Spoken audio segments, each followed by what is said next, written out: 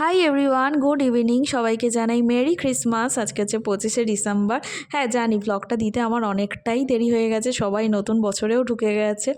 তো যাই হোক, তোমরা সবাই জানো আমার একটু ব্লগ দিতে দেরিই হয়। তো আজকে হচ্ছে 25শে ডিসেম্বর, সাথে কিন্তু আমার দাদারও জন্মদিন। তো আগে এই দিনটা আমরা ওর জন্মদিন সেলিব্রেট করে কাটাতাম, বেশ মজা হতো। একেই তো 25শে ডিসেম্বর কেক খাওয়ার দিন, তার সাথে হচ্ছে জন্মদিনের কেক, মানে একসাথে দুটো জিনিস হয়ে যেত।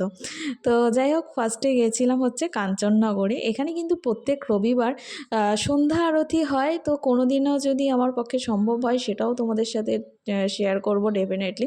তো 25শে ডিসেম্বর তো বৃহস্পতিবার ছিল, তো সেই জন্য সেইগুলো মানে সেই সন্ধ্যা আরতি ওখানে ছিল না।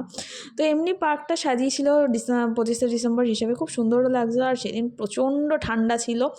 তো যাই হোক, তারপরে ওটা ঘুরে এসেছিলাম চার্চে।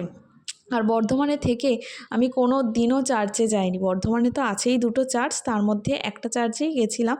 যদিও ভেবেছিলাম হয়তো চার্চটা হয়তো ঢুকতে পারবো না চার্চে, খুব ভিড় হয় আজকের দিনে, তো প্রচণ্ড ভিড় হয়। তো যাই হোক, একটু রাত করে গেছিলাম, তখন খুব জোর 7:30 বেজে গেছিলো।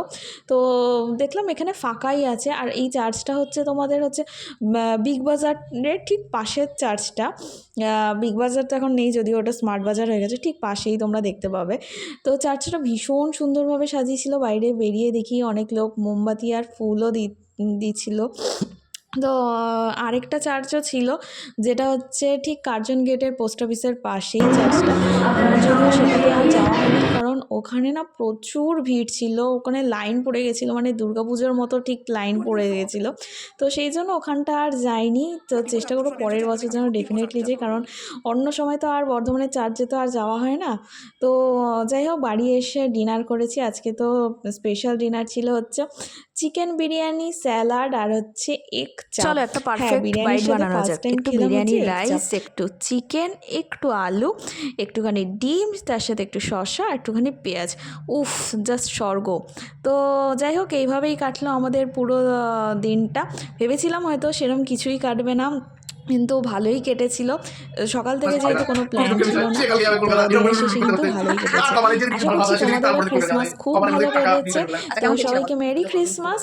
আর খুব ভালো থেকো, ভালো সুস্থ থেকো। তো ব্লগটা এখানেই শেষ করছি, আবার দেখা হবে অন্য কোনো নতুন ফেসে নতুন ভিডিওতে।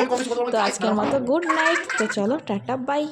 তোমার সাথে মজা করতে হবে গাইস, তোমার সাথে মজা আবার চলে যাবে। চলে যেতে হবে গাইস, কি করবো কিছু আবার চলে আসবে কবে কে জানে। আমার এটা চালাতে আসতে হবে না। আগে না যাই হোক, প্ল্যান কিন্তু নট ক্যান্সেল। কালকে দেবো আগে লাগাস না, আগে যাবো টোটোতে উঠতে চলে যাবে। অনেক কিছু তো একটাই কথা বলতে চাই, তুই আমার আশায় এখন জিম বন্ধ করে বসে থাকিস।